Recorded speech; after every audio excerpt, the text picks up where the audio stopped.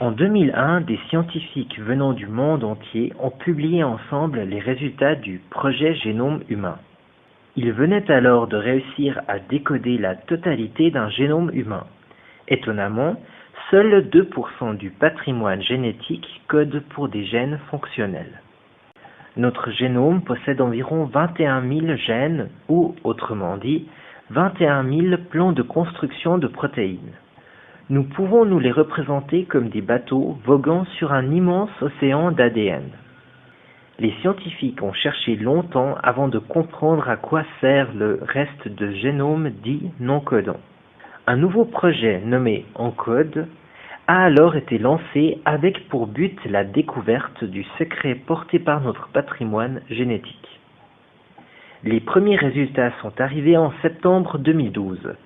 80% du génome humain joue un rôle biologique. La plus grande partie de notre patrimoine génétique sert en fait à réguler l'expression des gènes.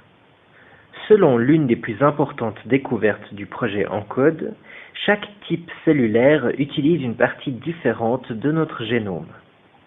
Les gènes activés au niveau d'une cellule de la peau sont différents de ceux activés au niveau d'une cellule du foie, bien que les deux cellules possèdent le même génome.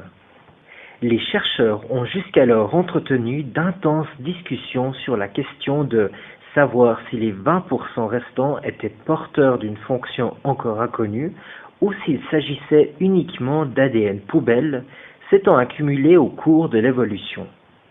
Ces bouts d'ADN ne contenant aucun gène servent en fait à l'établissement d'une empreinte digitale génétique.